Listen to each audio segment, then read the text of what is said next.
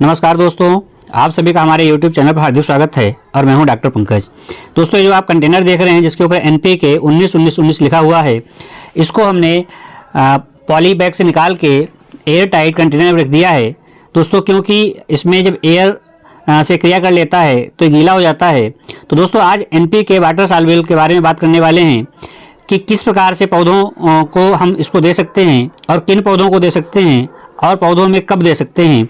तो दोस्तों, संपूर्ण जानकारी के लिए आप हमारे साथ वीडियो में अंत तक बने रहें।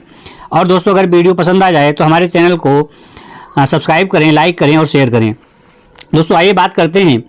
NPK को जब भी आपको देना हो तो इसको कंटेनर से निकाल के एक प्लेट में रख लेना चाहिए और प्लेट में रखने के बाद में आपको इसकी मात्रा रिकमेंडेड जो डोज है अभी हम आपको बताने वाले हैं, उस डोज को आपको देना चाहिए और इस प्रकार से उंगली से इसको फोड़ लेना चाहिए। दोस्तों, NPK की जब बात करते हैं तो N फॉर नाइट्रोजन और P फॉर फास्फोरस और K फॉर पोटेशियम।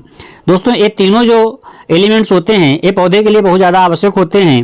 नाइट्रोजन जो है वो पौधों में फोलिएज ग्रोथ के लिए, माने वेजिटेटिव ग्रोथ के लिए बहुत ज़्यादा आवश्यक होता है, और जो फास्फोरस होता है, P होता है, वो ब्लूमिंग के लिए और फ्रूटिंग के लिए बहुत ज़्यादा इंपॉर्टेंट होता है। और दोस्तों, जो पोटेशियम है जिसका सूत्र K होता है, ये रूट सिस्टम को हेल्दी रखने के लिए और रूट सिस्टम को डेवलप करने के लिए बहुत ज़्यादा ज़रूरी होता है।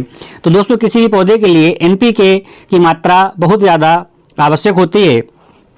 दोस्तों, इसको पहचाने कैसे, तो आइए इसके बारे में बात करते हैं। जब NPK की कमी होती है तो पौधों में पत्तियां देखिए इस प्रकार से पीली पड़ने लगती हैं और उसमें क्लोरोसिस हो जाती है। दोस्तों देखिए, ये जो पत्ती आपको दिखाई दे रही है इसमें क्लोरोसिस है, और ये जो आप प्लांट देख रहे हैं गुड़हल का है। तो ये सबसे बड़ी बात ये होती है कि पत्ती इसकी पीली पड़ने लगती है और क्लोरोसिस स्टार्ट हो जाती है। एक और इसकी पहचान होती है कि जो बॉटम वाली लीव्स होती हैं या जो नीचे वाली लीव्स होती हैं वो जलने लगती हैं और ऊपर की पत्तियाँ हरी रहती हैं। दोस्तों, कभी कभी कन्फ्यूजन भी हो जाता है कि इसमें पानी की कमी हो रही है अथवा इसमें पोटेशियम की कमी हो रही है, लेकिन वास्तव में NPK की कमी हो रही होती है। तो दोस्तों, इस प्रकार से आप पहचान सकते हैं कि आपके जो क्रॉप है या आपके जो फ्लावरिंग प्लांट्स हैं उनमें NPK की कमी मतलब जो है हो भी रही है या नहीं हो रही है। दोस्तों, इस बात का भी आपको विशेष ध्यान रखना है कि कभी कभी ऐसा भी होता है कि NPK की कमी नहीं होती है और उसके बावजूद भी हम जो है पौधे में NPK अप्लाई कर देते हैं तो फिर पौधा जो है बहुत अच्छे से फ्लावरिंग नहीं करता है।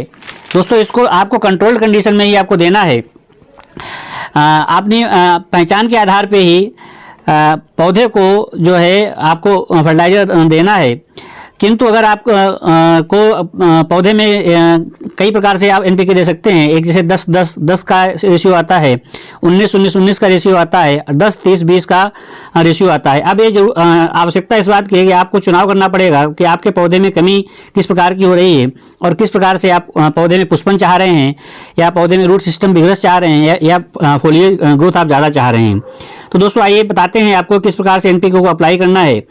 दोस्तों, इसकी जो रिकमेंडेड डोज होती है NPK की, एक लीटर पानी में लगभग 2 से 5 ग्राम आप जो है NPK को दे सकते हैं। यहाँ पे मात्रा का आपको विशेष ध्यान रखना है।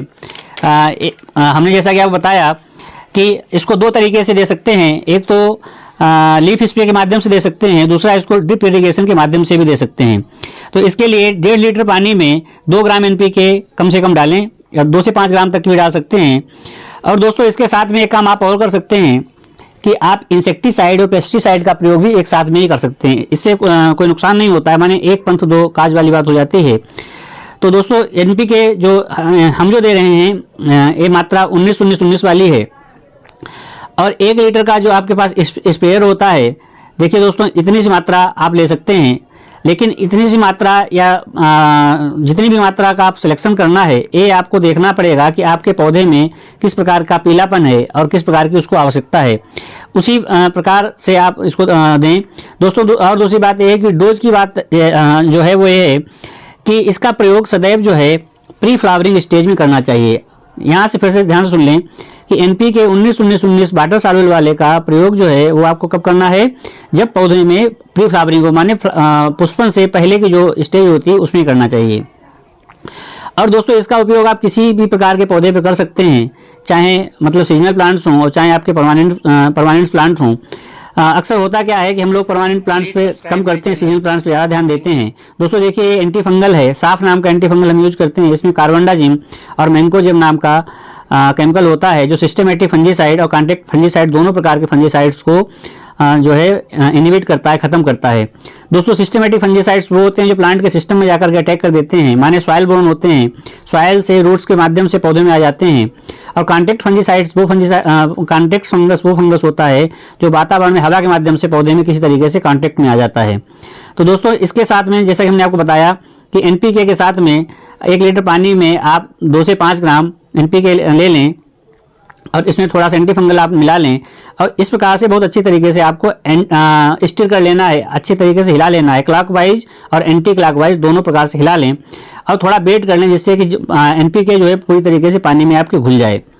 फिर इसके बाद में आप इसको स्प्रे करें, थोड़ा बेट कर लें, बेट करने के बाद में ही आप इसको जो है दें। और इसका जो हमने पहले बताया कि करीब 15 दिन में एक बार माने आवश्यकता अनुसार आप इसको दे सकते हैं। दोस्तों मात्रा का विशेष ध्यान रखें, इसकी मात्रा ज़्यादा नहीं होनी चाहिए, कम मात्रा भले ही हो जाए। तो इसका सबसे अच्छा तरीका ये है कि आप किसी कॉपी पे एक डायरी बना लें और उस पर ये लिखते जाएं कि किस तारीख में आपने एनपीके का स्प्रे दिया था। पौधे को स्प्रे आप तभी दें क्योंकि कभी कभी ऐसा हो जाता है कि हमको याद नहीं रहता है कि हमने कब स्प्रे किया था। और दोस्तों अभी आइए आप यहाँ बता रहे हैं, जैसे ये हमारा गुड़हल का जो पौधा था इसमें हम जो है लीफ स्प्रे कर रहे हैं। हमने जैसा कि बताया कि 2 विधियों से आप कर सकते हैं, एक तो ड्रिप इरिगेशन कर सकते हैं, दूसरी इसको कर सकते हैं लीफ माने पत्ती के ऊपर इसका छिड़काव कर सकते हैं। और दोस्तों जब भी आप पत्ती के ऊपर छिड़काव करें तो पत्ती को आपको तर कर देना है, टाइमिंग का थोड़ा सा आपको ध्यान रखना है। एनपीके का छिड़काव जो है शाम के टाइम में करें जिससे कि पत्ती जो है पत्ती पे ज़्यादा देर तक जो रुकेगा। दोस्तों दूसरी बात है, देखिए हम गुड़हल से गुलाब पे इसका कर रहे हैं तो गुलाब की जो गमला है इसकी मिट्टी में भी आप इस प्रकार से स्प्रे कर सकते हैं। किसी भी गुलाब के गमले में इस प्रकार से जो मिट्टी होती है उसके ऊपर इसका स्प्रे कर दें और जब उल्ट हो जाए, जब थोड़ी मिट्टी गीली हो जाए तब इसकी गुड़ाई कर दें। तो इससे जो है पौधे में डायरेक्ट कहना चाहिए एक इंजेक्शन का काम करेगा और 15 दिन में आपको रिस्पांस भी देखने को मिलेगा। दोस्तों चाहे वो अडेनियम का प्लांट हो, चाहे वो फ्रूट प्लांट हो, हमारे नींबू का प्लांट हो। दोस्तों देखिए ये हमारा नींबू प्लांट है, ये भी पीला पड़ रहा है इस टाइम। तो इस टाइम इसमें कुछ तो पाले का भी असर हो रहा है और मुझे ऐसा लग रहा है कि इसमें एनपीके का भी कुछ दिक्कत हो रही है। तो हम सारे जितने हमारे पास फ्लावरिंग प्लांट्स हैं, जितने नॉन फ्लावरिंग प्लांट्स हैं, गुलाब पे भी हम इसका देखिए स्प्रे कर रहे हैं। लेकिन चूंकि हमने मात्रा बहुत ज़्यादा नहीं रखी है इसलिए हमें इस बात की कोई दिक्कत नहीं है कि हमारे पौधे को कोई नुकसान हो जाएगा। अगर आप कम मात्रा में केमिकल फर्टिलाइजर का यूज़ करते हैं तो आपको किसी प्रकार का कोई भी दिक्कत नहीं आएगी। दोस्तों उसके बाद में आप दोबारा फिर इसका स्प्रे कर सकते हैं। मात्रा का विशेष ध्यान रखें, पौधा खराब ही होता है जब केमिकल फर्टिलाइजर का यूज आप ज़्यादा कर देते हैं या ओवर वाटरिंग कर देते हैं। दोस्तों उम्मीद करते हैं आपको हमारी जानकारी पसंद आई होगी। मिलते हैं किसी नई वीडियो में। प्लांट के संबंध में अगर आपको कोई भी प्रॉब्लम है या कुछ आप पूछना चाहते हैं तो कृपया हमारे कमेंट बॉक्स में पूछ लें, हम निश्चित रूप से जवाब देते हैं। मिलते हैं किसी नई वीडियो में।